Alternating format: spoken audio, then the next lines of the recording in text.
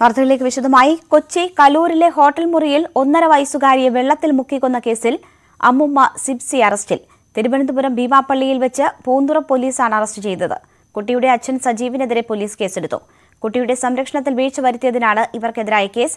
വിവരങ്ങളുമായി കൊച്ചിയിൽ നിന്നും ഡാനി പോൾ, തിരുവനന്തപുരത്ത് നിന്ന് ഉമേഷ് ബാലകൃഷ്ണൻ എന്നിവർ ചേരുന്നു.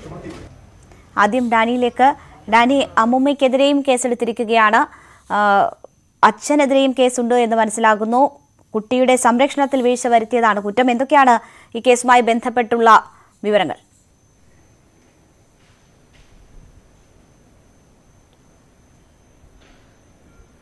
രേണുക, ഈ കേസിൽ പ്രധാനമായും തന്നെ ഈ ആദ്യഘട്ടത്തിൽ തന്നെയും സിപ്സിയെ ഇതിൽ നിന്ന് ഒഴിവാക്കിയ രീതിയിലായിരുന്നു പോലീസിന്റെ നിലപാടുകൾ. പ്രത്യേകിച്ച് ഇതിൽ ബിനോയ് ഡിക്രൂസ് എന്നയാൾ തന്നെ ഇതിൽ കുട്ടിയെ ബക്കറ്റിൽ മുക്കി കൊല്ലുകയായിരുന്നു എന്ന കാര്യം സ്ഥിരീകരിക്കുകയും മറ്റു കാര്യങ്ങൾ അതിന് ആനുപാതികമായ തെളിവുകളെല്ലാം തന്നെ ലഭിക്കുകയും ചെയ്തിരുന്നു. പക്ഷേ ഇതുമായി ബന്ധപ്പെട്ട് കുട്ടിയുടെ സംരക്ഷണത്തിൽ മതിയായ ഉത്തരവാദിത്വം കാണിച്ചില്ല എന്നത് അടക്കമുള്ള കാരണങ്ങൾ ചൂണ്ടിക്കാട്ടി പല രീതിയിലും തന്നെയും ഇവർക്കെതിരെ കേസെടുക്കണമെന്നുള്ള നിർദ്ദേശം വന്നിരുന്നു. തുടർന്ന് ഇതിൽ നിയമോപദേശം തേടിക്കൊണ്ടാണ് പിന്നീട് പോലീസ് ഇവർക്കെതിരെ കേസെടുക്കാൻ തീരുമാനിച്ചത്. അത് സിപ്സിക്കെതിരെയും അതോടൊപ്പം തന്നെ കുട്ടിയുടെ പിതാവ് സജീവിനെതിരെയും കേസെടുക്കാനായിരുന്നു നിർദ്ദേശം. തുടർന്ന് ബാലാവകാശ നിയമപ്രകാരം വകുപ്പ് 75 പ്രകാരമായിരുന്നു കേസെടുത്തത്. ഇതിൽ പ്രകാരം എടുക്കുന്ന ഘട്ടത്തിലായിരുന്നു ഇവർ ഇവിടെ വീട്ടിൽ നിന്ന് കാണാതാവുന്നത്. തുടർന്ന് ഇവരെ അന്വേഷിച്ച പോലീസ് അവരുടെ വീടുകളിലടക്കം പരിശോധന നടത്തിയെങ്കിലും കണ്ടെത്തിയിരുന്നില്ല. പിന്നെ ഇപ്പോഴാണ് തിരുവനന്തപുരത്ത് നിന്ന് ഇവരെ അറസ്റ്റ് ചെയ്യുന്നത്. അതോടൊപ്പം തന്നെ മറ്റൊന്ന്, ഈ തുടക്കത്തിൽ തന്നെ ഇതുമായി ബന്ധപ്പെട്ടുകൊണ്ട് ചില സംശയങ്ങൾ നിലനിന്നിരുന്നു. പ്രത്യേകിച്ച് ഈ സിപ്സി കുട്ടികളെ അവരെ കഞ്ചാവ് കച്ചവടവും മറ്റുമായുള്ള കാര്യങ്ങൾക്ക് മറയാക്കുകയായിരുന്നുവെന്ന് കുട്ടികളുടെ അമ്മ ഡിക്സി ആരോപിച്ചിരുന്നു. ഇത്തരം കാര്യങ്ങൾ ഏതെങ്കിലും രീതിയിൽ ഹോട്ടൽ മുറികളിലടക്കം നടന്നിട്ടുണ്ടോ എന്ന് പരിശോധിക്കുന്നുണ്ട് പോലീസ്. പ്രത്യേകിച്ച് അന്നത്തെ ദിവസം ഇവരുമായി ബന്ധപ്പെട്ടുകൊണ്ട് ഏതെങ്കിലും രീതിയിലെ വാക്കുതർക്കങ്ങളോ മറ്റോ ഉണ്ടായിട്ടുണ്ടോ എന്ന് പരിശോധിക്കുന്നുണ്ട്. അതിൻ്റെ ഒരു പ്രകോപനമാണ് ഈ ഒരു കൃത്യത്തിലേക്ക് ബിനോയിയെ നയിച്ചതെന്നടക്കമുള്ള കാര്യങ്ങൾ പരിശോധിച്ച് വരികയാണ്. എന്തായാലും ഇത് സംബന്ധിച്ച് ഒരു നിലവിൽ കുറച്ചുകൂടി വിശകലനങ്ങൾ ആവശ്യമുണ്ട് എന്ന നിലപാടിലാണ് പോലീസ് എത്തിച്ചേർന്നത്. പ്രത്യേകിച്ച് ഇവർ പല രീതിയിലുള്ള കുറ്റകൃത്യങ്ങളിൽ ഈ സിപ്സി അടക്കം ചെന്ന് പെട്ടിരിക്കുന്ന ഒരു സാഹചര്യമുണ്ട്. അങ്കമാലിയിലും ചാലക്കുടി പോലീസ് സ്റ്റേഷനുകളുമായി കഞ്ചാവ് കേസുകളിലടക്കം വിവിധ കേസുകളിൽ ഇവർ പ്രതിയാണ്. ഇവരുടെ മകൻ, കുട്ടികളുടെ പിതാവ് സജീവും വിവിധ ക്രിമിനൽ കേസുകളിൽ പ്രതിയാണ്. ഒരു ഗുണ്ടാ പശ്ചാത്തലവും എല്ലാം തന്നെയുണ്ട്. അതുകൊണ്ട് ഈ കാര്യങ്ങളിലെല്ലാം തന്നെയും ഈ കുട്ടികൾ ഏതെങ്കിലും രീതിയിൽ കരുവാക്കിയിട്ടുണ്ടോ എന്നത് കാര്യങ്ങൾ പരിശോധിക്കുന്നുണ്ട്. കുട്ടികൾ എങ്ങനെ ഇവരുടെ പക്കലേക്ക് സംരക്ഷണത്തിന് വേണ്ടി എത്തപ്പെട്ടു എന്നത് മറ്റു പലരെ പോലെയും പോലീസിനെയും ആശ്ചര്യപ്പെടുത്തുന്നുണ്ട്. അതുകൊണ്ട് ഇത്തരം കാര്യങ്ങളിൽ ഒരു വ്യക്തതയ്ക്ക് വേണ്ടിയാണ് ഇവരെ ആദ്യഘട്ടത്തിൽ ചോദ്യം ചെയ്യാൻ വിളിച്ചത്. ഇപ്പോൾ കേസെടുത്തിരിക്കുന്നു, അത് അറസ്റ്റിലേക്ക് എത്തിയിരിക്കുന്നു. ശരി, ഉമേഷ് ബാലകൃഷ്ണൻ കൂടി ചേരുകയാണ്. ഉമേഷ്, വീട്ടിൽ നിന്നും ഇവർ ഒളിവിൽ പോയിരുന്നു, ഇവർ തിരുവനന്തപുരത്തുണ്ട് എന്ന വിവരങ്ങൾ എങ്ങനെയാണ് ലഭിച്ചത്? എങ്ങനെയാണ് ഈ അറസ്റ്റിലേക്ക് കാര്യങ്ങൾ നീണ്ടത്? കഴിഞ്ഞ ദിവസം തിരുവനന്തപുരത്ത് എത്തിയിരുന്നു. തിരുവനന്തപുരത്ത് തമ്പാനിൽ ആദ്യം മുറിയെടുത്ത് താമസിച്ചു. അതിനുശേഷം ഇവർക്ക് ഒരു സുഹൃത്ത് ഭീമാപള്ളിയിൽ ഉണ്ട് എന്നാണ് വിവരം. അതിന്റെ അടിസ്ഥാനത്തിൽ ഇവരുടെ നിർദ്ദേശത്തെ തുടർന്ന് ഭീമാപള്ളിയിലേക്ക് സിപ്സി പോയി എന്നാണ് പോലീസിന് ലഭിച്ച മൊഴി. അതിന്റെ അടിസ്ഥാനത്തിൽ ഭീമാപള്ളിയിൽ വെച്ചാണ് സിപ്സിയെ പൂന്തുറ പോലീസ് അറസ്റ്റ് ചെയ്തത്. പൂന്തുറ പോലീസ് അറസ്റ്റ് ചെയ്ത ശേഷം ഇപ്പോൾ തമ്പാനൂർ പോലീസ് സ്റ്റേഷനിലേക്ക് സിപ്സിയെ കൊണ്ടുവന്നിട്ടുണ്ട്. ഇവിടെ നിന്ന് നേരെ കൊച്ചിയിലേക്ക് കൊണ്ടുപോകും. രഹസ്യ വിവരത്തിന്റെ അടിസ്ഥാനത്തിൽ ഭീമാപള്ളി പരിസരത്ത് നടത്തിയ പരിശോധനയിലാണ് സിപ്സിയെ പിടികൂടാനായത്. ഉമേഷ് ബാലകൃഷ്ണനും ഡാനി പോളുമാണ് വിവരങ്ങൾ നൽകിയത്. വർക്കലയിൽ വീടിന് തീപിടിച്ച് മരിച്ച ഒരു കുടുംബത്തിലെ 5 പേരുടെ സംസ്കാരം അല്പസമയത്തിനകം നടക്കും. വീട്ടുവളപ്പിലാണ് സംസ്കാരം നടക്കുക.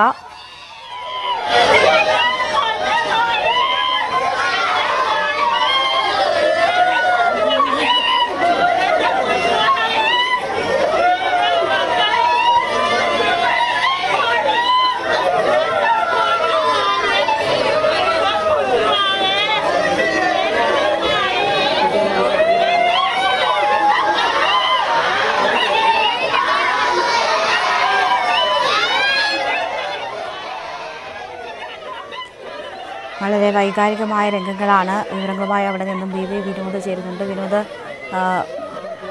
പുറം രാജ്യത്തുള്ള ഒരു മകൻ എത്തിച്ചേരുന്നതിന് വേണ്ടിയൊക്കെയാണ് സംസ്കാര ചടങ്ങുകൾ വൈകിയിരുന്നത്. ഇപ്പോൾ അവിടെ പൊതുദർശനം നടക്കുന്നു എന്നാണ് മനസ്സിലാകുന്നത്. ഇപ്പോൾ സംസ്കാര ചടങ്ങുകൾ എപ്പോഴാണ് നടക്കുക? വിവരങ്ങൾ എന്താണ്? സംസ്കാര ചടങ്ങുകൾ ആരംഭിച്ചു. ഇപ്പോൾ പ്രതാപന്റെ മകന്റെ ഭാര്യ അഭിരാമിയും 8 മാസം പ്രായമുള്ള കുഞ്ഞ് റയാൻ, ഇവരുടെ രണ്ടുപേരുടെയും മൃതദേഹങ്ങൾ അടക്കം ചെയ്യുന്ന കർമ്മങ്ങളാണ് നടക്കുന്നത്. ഇവരുടെ മൃതദേഹങ്ങൾ അടക്കം ചെയ്യുകയാണ്.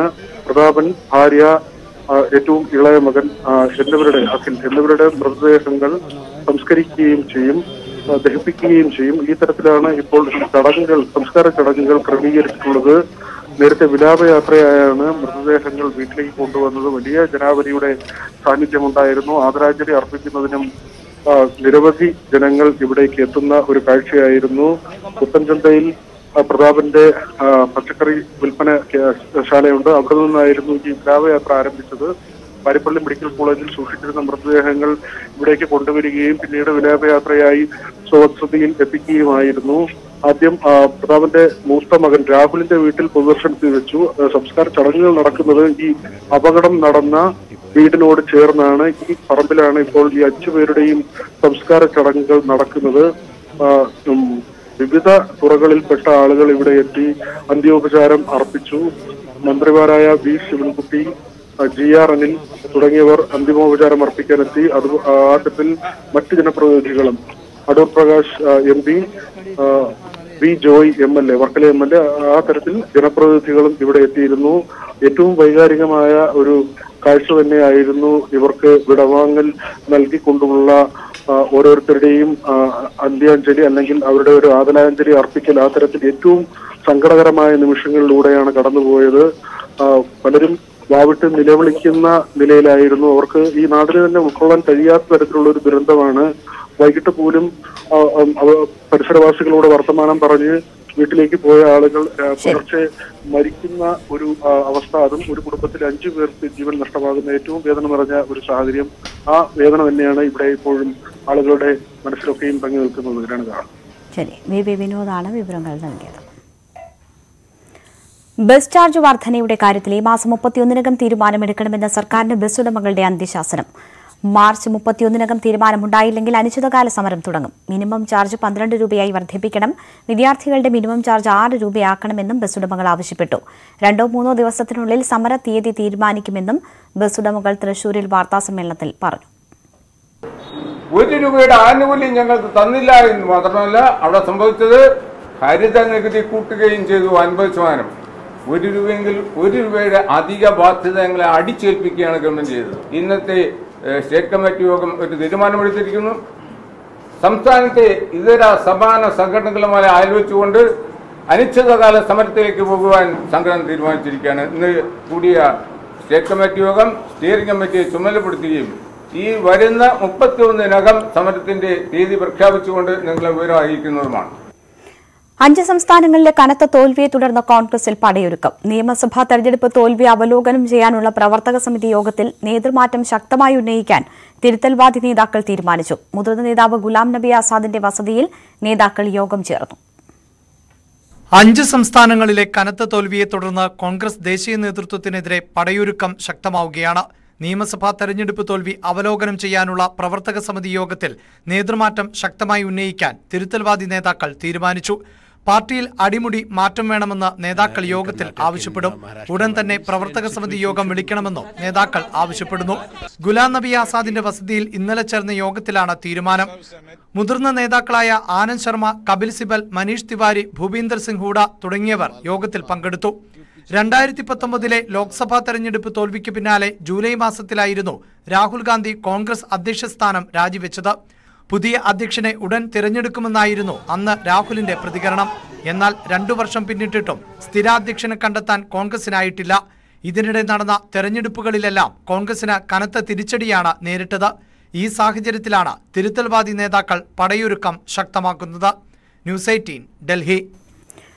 ഉത്തർപ്രദേശിൽ കോൺഗ്രസ് മത്സരിച്ച 399 മണ്ഡലങ്ങളിൽ 387 കെട്ടിവെച്ച കാശ് നഷ്ടപ്പെട്ടു. മായാവതിയുടെ BSPക്ക് 290 മണ്ഡലങ്ങളിൽ കെട്ടിവെച്ച പണം നഷ്ടമായി. ഭരണ തുടർച്ച നേടിയ BJPക്ക് സീറ്റുകൾ കുറഞ്ഞെങ്കിലും വോട്ട് വിഹിതം വർദ്ധിച്ചു. റായ്ബറേലി അടക്കമുള്ള തട്ടകങ്ങൾ കൈവിട്ട കോൺഗ്രസിന് ഒട്ടും ആശ്വാസം നൽകുന്നതല്ല ഉത്തർപ്രദേശിലെ തെരഞ്ഞെടുപ്പ് കണക്കുകൾ.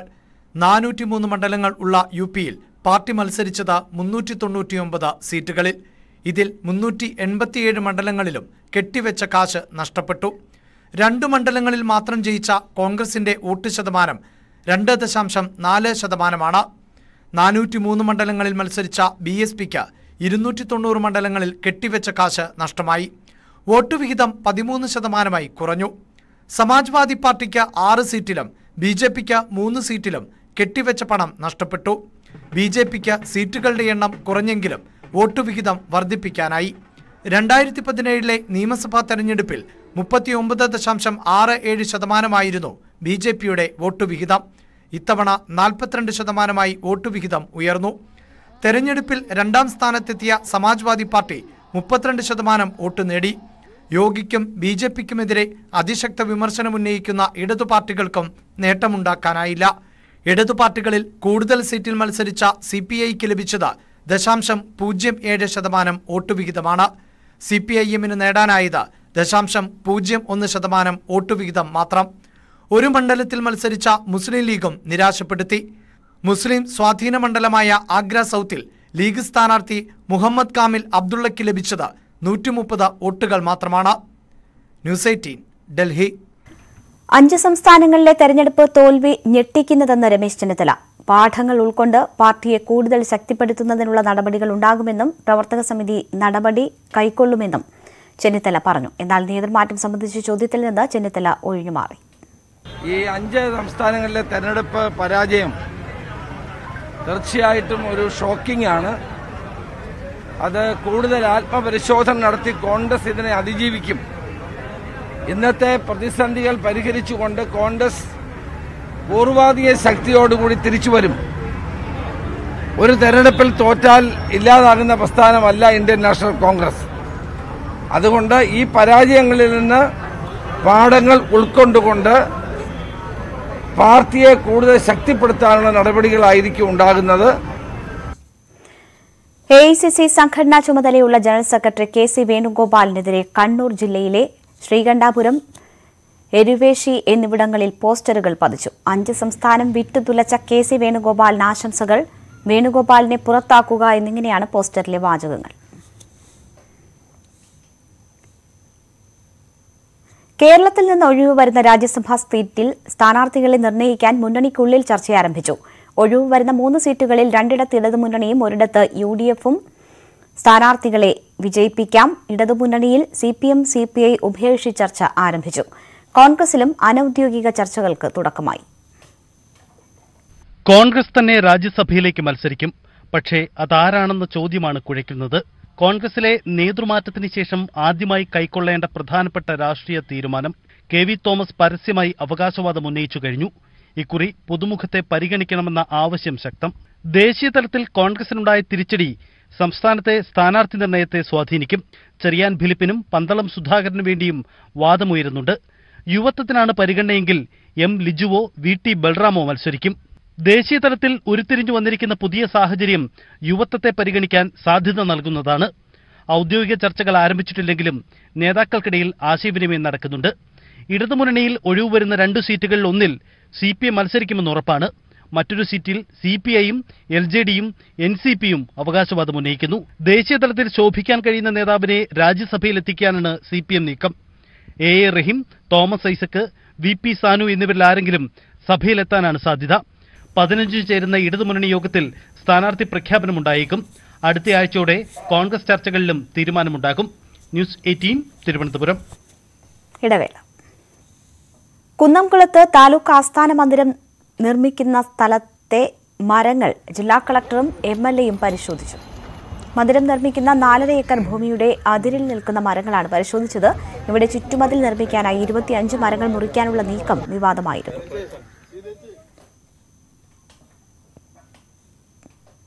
സർക്കാർ ഉദ്യോഗസ്ഥർക്കെതിരെ മന്ത്രി MV ഗോവിന്ദൻ. ഉദ്യോഗസ്ഥരിൽ ചിലർ വെള്ളക്കോളർ ഭിക്ഷക്കാരെന്ന് മന്ത്രി പറഞ്ഞു. ആളുകളെ ഓഫീസുകളിൽ കയറ്റിയിറക്കി സ്വന്തം കാര്യം നേടുന്ന ഉദ്യോഗസ്ഥരുമുണ്ട്. ഇത് അവസാനിപ്പിക്കണം. ഒരു ഫയലിലും തെറ്റായ വിവരങ്ങൾ ഉദ്യോഗസ്ഥർ രേഖപ്പെടുത്തരുതെന്നും MV ഗോവിന്ദൻ തിരുവനന്തപുരത്ത് പറഞ്ഞു. വൈറ്റ് കോളേഴ്സ് ബെഗേഴ്സ് എന്നാണ് ചില ആളുകൾ എന്നെ അതിനെ സംബന്ധിച്ച് പറഞ്ഞത്. വൈറ്റ് കോളേഴ്സ് ബെഗേഴ്സ്, ആ രീതിയിൽ നാണം കെട്ട ജീർണമായ നമ്മുടെ സമൂഹത്തിന് തന്നെ അപമാനം സൃഷ്ടിക്കുന്ന ചില ആളുകൾ ഈ സർവീസിന്റെ ഭാഗമായിട്ടുണ്ട് എന്നുള്ളതാണ് സത്യം. അപ്പോഴും ചിലര് ഊറി ഊറി ചിരിച്ച് ഇതൊക്കെ ഞങ്ങൾ എത്ര പ്രാവശ്യം കേട്ടു എന്ന നിലപാട് സ്വീകരിച്ച് ന്യായമായ കാര്യങ്ങൾ ചെയ്യാതിരിക്കുകയോ വിപരീതമായ നിലപാടുകൾ സ്വീകരിക്കുകയോ അതിന്റെ ഭാഗമായിട്ട് ഫയലിൽ കുറിപ്പെഴുതി മേലോട്ടോ താഴോട്ടോ അയക്കുകയോ ചെയ്യുന്ന പ്രക്രിയ ഇന്നത്തോടുകൂടി അവസാനിക്കുകയാണ്. സെക്രട്ടറിമാർ ഉൾപ്പെടെ ഉള്ളതുകൊണ്ട് ഞാൻ പറയുക, ഒരു ഫയലിന്റെ മേലെയും ഒരു കുറി എഴുതാൻ പാടില്ല. ഒരു ഫയലും താഴത്തേക്കും മേലോട്ടേക്കുമായി അയക്കാൻ പാടില്ല, തെറ്റായ രീതിയിൽ. സംസ്ഥാനത്ത് 6 ജില്ലകളിൽ ചൂട് കൂടുമെന്ന കാലാവസ്ഥാ കേന്ദ്രത്തിന്റെ മുന്നറിയിപ്പ്. കൊല്ലം, ആലപ്പുഴ, കോട്ടയം, തൃശൂർ, കോഴിക്കോട്, കണ്ണൂർ ജില്ലകളിൽ ചൂട് 3 ഡിഗ്രി സെൽഷ്യസ് വരെ ഉയരാമെന്നാണ് മുന്നറിയിപ്പ്. വേനൽ മഴ കുറഞ്ഞത് താപനില ഉയരാൻ കാരണമായെന്ന് കേന്ദ്ര കാലാവസ്ഥാ വകുപ്പ് അറിയിച്ചു. 6 ജില്ലകളിൽ വരും ദിവസങ്ങളിൽ ഉയർന്ന താപനില 2 മുതൽ 3 ഡിഗ്രി സെൽഷ്യസ് വരെ ഉയർന്നേക്കുമെന്നാണ് കേന്ദ്ര കാലാവസ്ഥാ വകുപ്പിന്റെ മുന്നറിയിപ്പ്. കൊല്ലം, ആലപ്പുഴ, കോട്ടയം, തൃശൂർ, കോഴിക്കോട്, കണ്ണൂർ ജില്ലകളിലാണ് താപനില ഉയരുന്നത്. വേനൽ മഴ 30% കുറഞ്ഞിരുന്നു. താപനില കൂടാനുള്ള സാധ്യതയുണ്ട്. കൊല്ലം, ആലപ്പുഴ, കോട്ടയം, തൃശൂർ, കോഴിക്കോട്, കണ്ണൂർ ജില്ലകളിൽ മാർച്ച് 12, 13 തീയതികളിൽ താപനിലയിൽ ശരാശരിയിൽ നിന്നും 2 മുതൽ 3 ഡിഗ്രി സെൽഷ്യസ് വരെ വർധനവ് പ്രതീക്ഷിക്കുന്നുണ്ട്.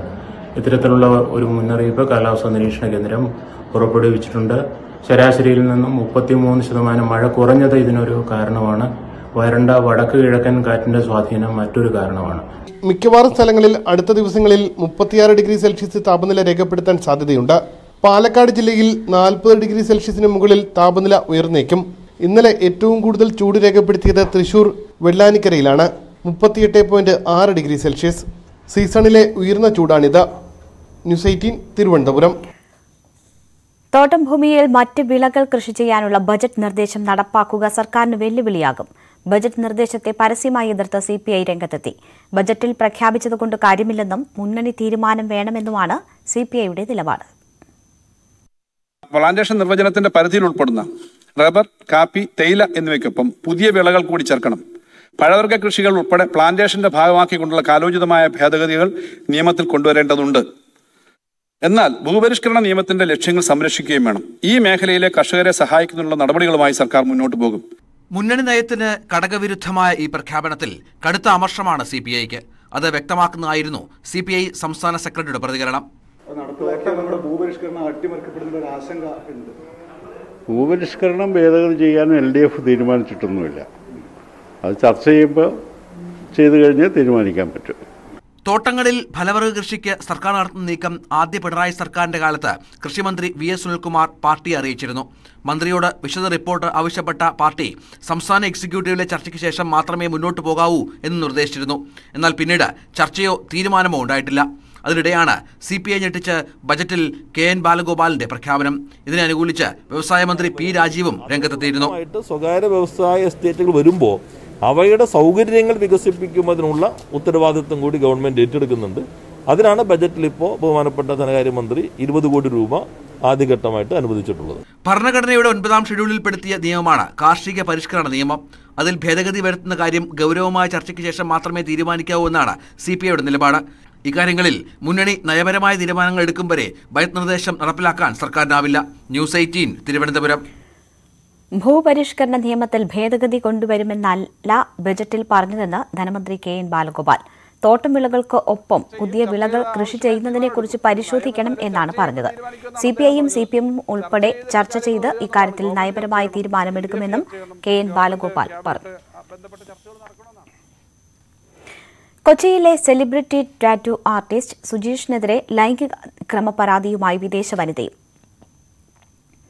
സ്റ്റുഡിയോയിൽ വെച്ച് സുജീഷ് അപമര്യാദയായി പെരുമാറിയെന്ന് സ്പാനിഷ് വനിത കൊച്ചി സിറ്റി പോലീസ് കമ്മീഷണർക്ക് പരാതി നൽകി.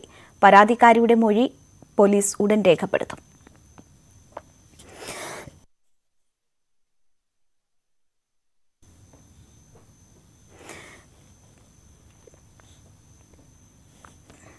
വിവാഹ മേക്കപ്പിനിടെ ലൈംഗികാതിക്രമം നടത്തിയ സെലിബ്രിറ്റി മേക്കപ്പ് ആർട്ടിസ്റ്റ് അനീസ് അൻസാരിക്കെതിരെ പോലീസ് കേസെടുത്തു.